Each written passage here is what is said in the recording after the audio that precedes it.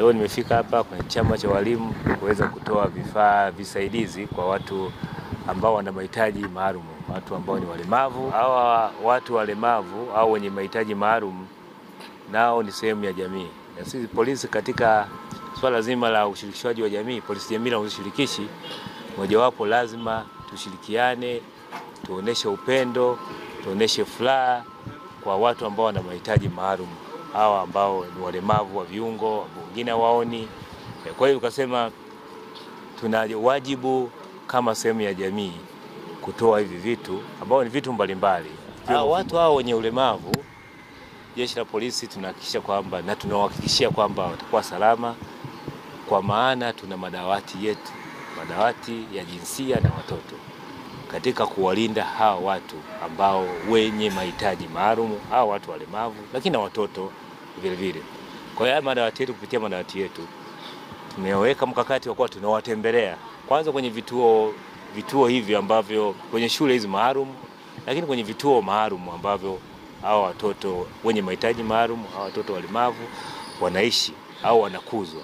Kwa hiyo tukitembelea hivi vituo au maeneo, tutawapa elimu, lakini tutaangalia ni changamoto gani za kiusalama ambazo wanazo, ili kuhakikisha kwamba ulinzi wa watoto, ulinzi wa watu ambao wana mahitaji maalum unaimarishwa. Kwa hiyo ni watu ambao wanahitaji usimamizi wa karibu na jeshi la polisi, lakini na wadau wengine kwa ujumla, kwa sababu haya masuala ya ukatili wa kijinsia na watoto ni masuala mtambuka, yanahitaji ushirikiano wa dhati na wadau mbalimbali. Jeshi la polisi sasa lina ushirikishaji, linaishirikisha jamii, na sasa limeweza kukigusa chama chetu cha walimu na walimu wake kwa ujumla. Kwa hiyo tunashukuru sana jeshi la polisi kwa ushirikiano wa karibu sana na chama chetu cha walimu.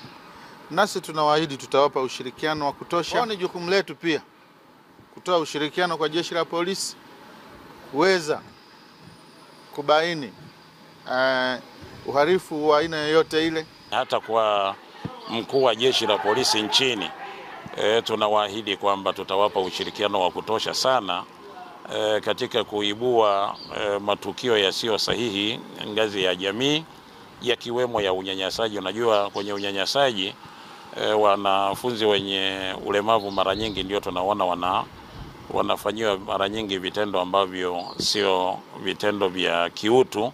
Mtumiaji anatakiwa ashike na kidole gumba kiwe mbele, na wakati wa kutembea lazima awe anapeleka kushoto na kulia. Lengo nini? Ili kama kuna obstacle yote mbele ataigusa. Akigusa anaanza kuhisi kwamba kuna kitu kiko mbele yake ambacho si salama. Pia tunayo mipira ambayo tunaita mipira chuchu.